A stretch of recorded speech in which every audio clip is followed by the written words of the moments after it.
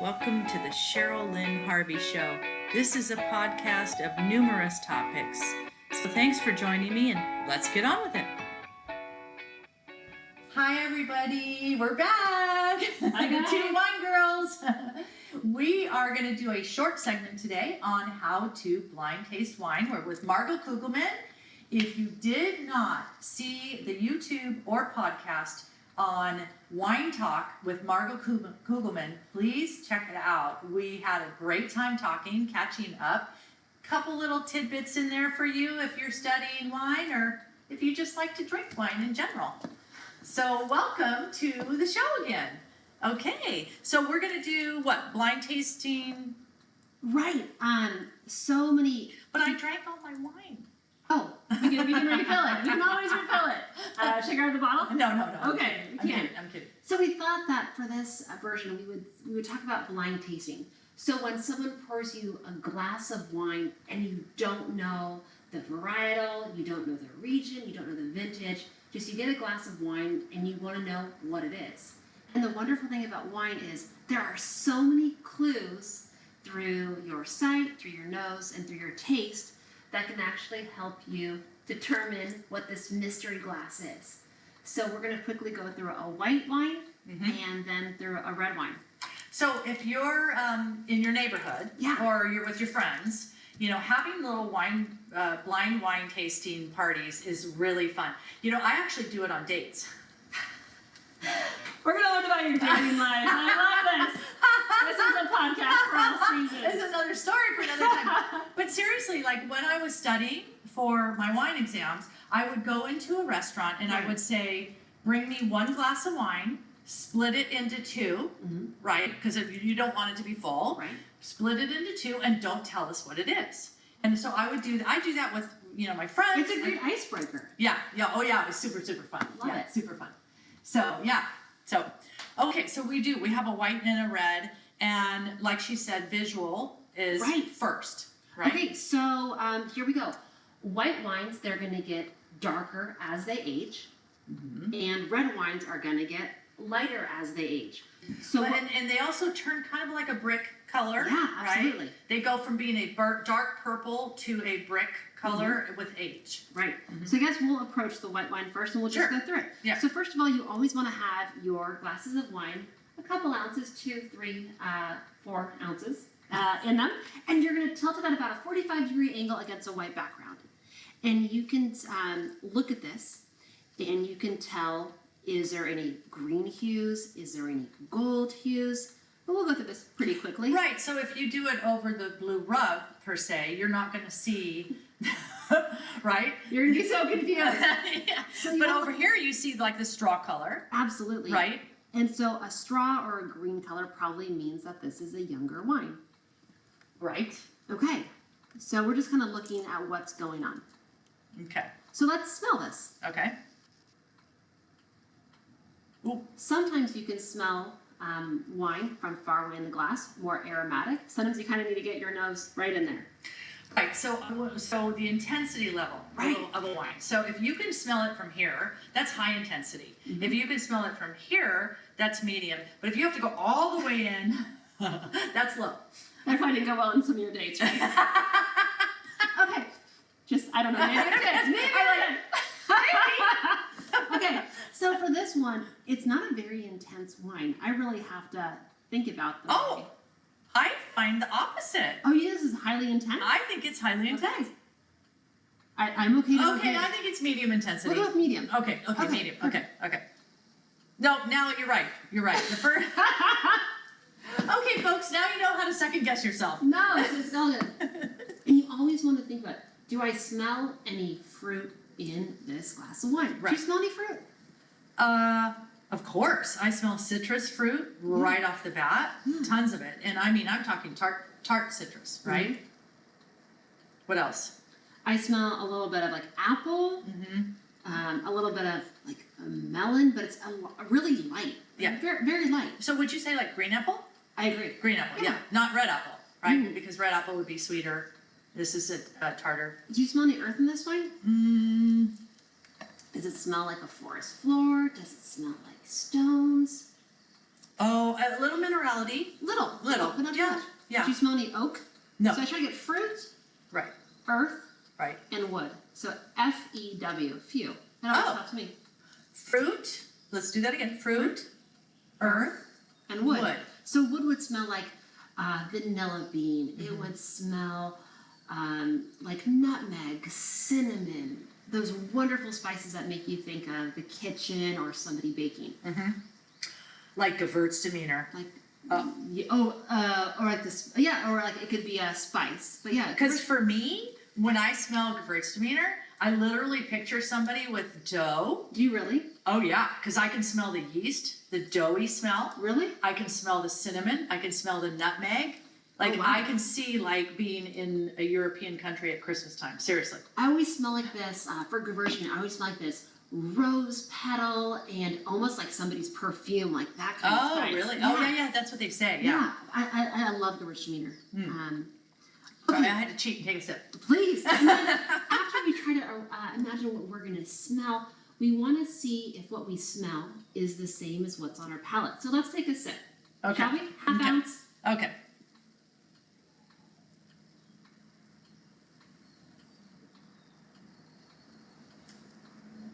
High acidity.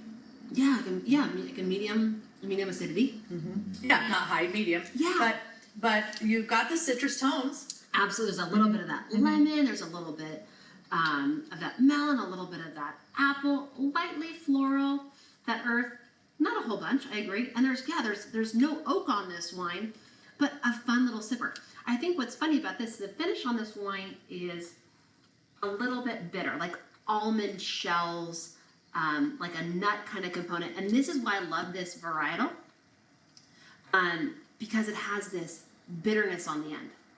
Do you taste that a little bit? Did we talk about that? Is it the aspirin bitter that I talked about? Aspirin bitter. It is. It's the aspirin bitter. I find the wine a little hot, like alcohol. It's definitely from a warmer climate. I mean high in alcohol warm. Mm-hmm. Yeah.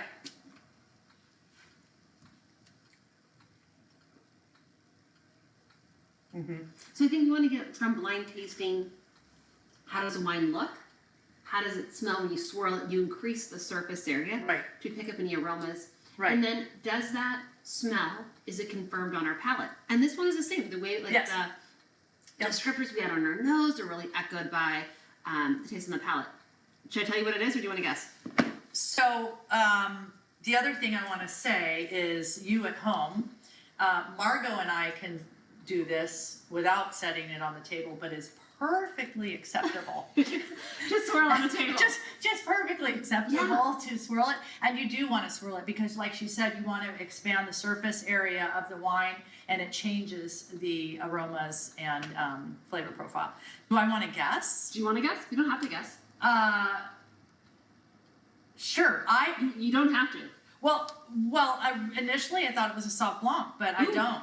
Oh, so now you're trying to calibrate with everything that you tasted. Well, and initially that's why I said high intensity because it smelled like not a New Zealand Sauv Blanc because that's high intensity. Right. But it smelled like a Sauv Blanc to me immediately. Ooh, okay. But now I'm not getting those. I'm not getting like the That green, grassy, I'm not getting the grapefruit, grassy. passion fruit, all those benchmark characteristics of Sauvignon Blanc. Sauvignon Blanc means savage, wild, and Blanc means white. So it's this grape varietal that has taken the world by storm.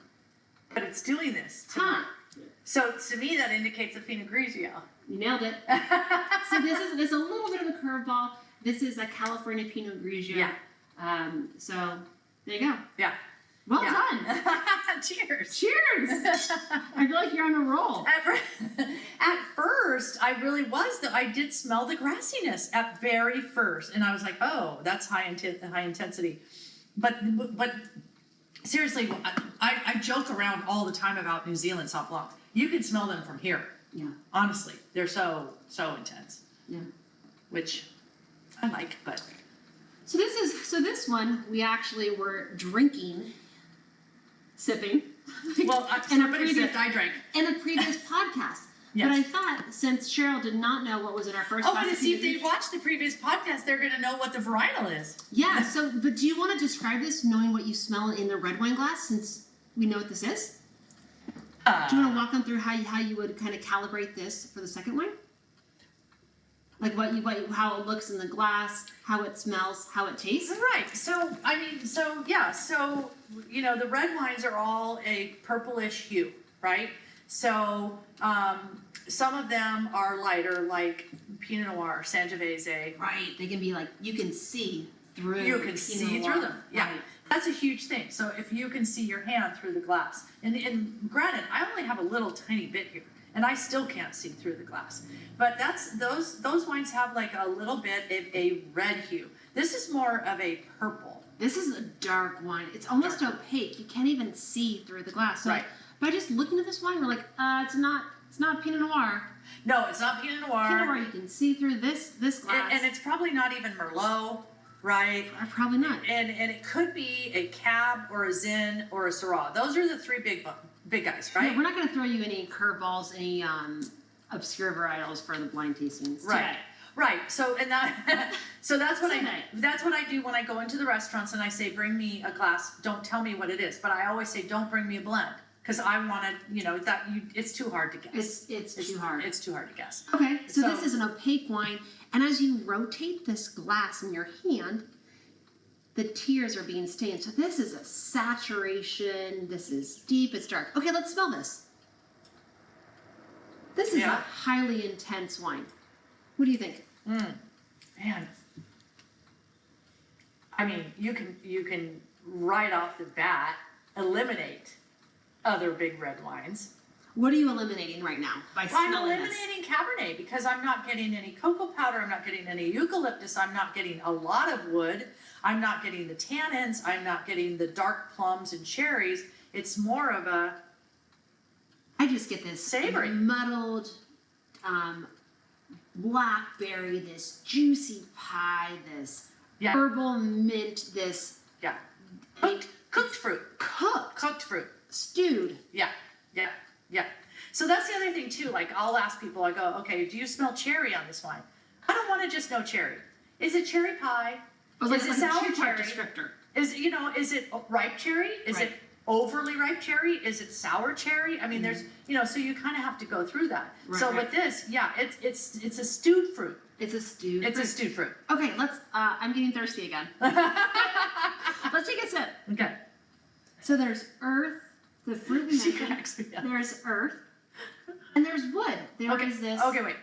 Fruit? Fruit. Okay, so There's fruit. we indicated these are Plum. dark fruits. Dark fruit. Blackberry. Yeah. Like a black cherry. There's Definitely. not a lot of earth on this wine. We didn't It's- mention anything. Maybe like a little bit like soil. But it's savory. There's savoriness, and then Yeah. there is an oak signature. There is like Yeah. a baking spice component to this. Not overly oak. Not overly, no. Okay. Thirsty. Cheers. So it's got the right amount of fruit. It's got the right amount of acid. It's got a great lingering finish, This But is it's a long not- finish. but it's not overly tannic with oak. It's not overly tannic. I'm gonna wait. Take another sip. This wine like builds to me a little bit. There's a little bit that it keeps on. What do you think now? Ooh, Is I it there? get like white pepper. Right. So if there's pepper, if there's oak, we talked about the alcohol. There's a little bit of alcohol or a lot. So this is a lot of alcohol. to me. It's medium to medium plus. Yeah. Yeah. But what I meant was it's like the oak's not hitting you over the head. Like It's integrated. yeah. This is a balanced wine, which Yes, I like. very balanced. It doesn't seem like there is cinnamon and nutmeg just laden on the fruit profile. It seems like it's put together nicely. Yeah. Good Oh wine. no, it's a nice wine. I like it a lot. So what do you think varietals this could be? Aside from tasting, what do you think this could be? Well, okay. We know what it is. So We know what let's this so one is. let's backtrack. Okay. What is it not? It's not Pinot Noir. We talked about this. Okay, It's that's right. not It's Pinot not- Noir. it's It's not not Sangiovese. Sangiovese. I don't think, maybe, you said no to Cab, but I always like leave Cabernet in there because Cabernet's made in so many styles, and this is opaque, But you're right. It doesn't scream Cabernet, and we drink a lot of Cabernet here. So you're like, okay, Cabernet it can't be. Right. What could it be? You're right. Okay, it could be Zinfandel. It could be Zinfandel, but Zinfandel is to me is a much spicier and less savory. So that's why I wouldn't pick it as a Zin. But again, Zinfandel is one of those grapes that the winemakers manipulate. So it could be, and it's so high alcohol. I don't get a lot of alcohol. I don't get a lot of heat from this one. It's not overly alcohol to me. Zins can be 16 to 17% Crazy. alcohol. Yeah. Yeah. It could be Syrah. It could be a blend, but we said we're not putting blends in this. No blends. What else do you think it could be? It could be an import. But we're not getting any old world characters on it. And by old world, we mean, is there some earth? Do you kind of get that earth before you get this heavy fruit characteristics? So old world means that two things. It literally means old dirt, right? Old countries and old dirt. And then it's an indication of style, right? Yeah, and I would say the location is wines of the European basin. Right. That's kind of where we're anchored. Right. There. Right. And this is not old world. No. So it'd be really hard for us unless it was, but you would know, even if it was a French varietal, you know, a blending varietal, but you would get some more of that old world. So bring this on home to me. What do you think that, why do we say this is what it is? What kind of seals the deal for you? So it seals the deal for me that it's a Syrah because it is dark, not overly tannic, and savory. Yeah, I think it's savory. I like it. Okay, well, we just wanted to give you some blind wine tasting. Cheers! Cheers! Have fun at home. Try this. This is like they say. Don't try this at home. Yes, try this at home. With friends. Okay, catch you next time. Thanks for joining.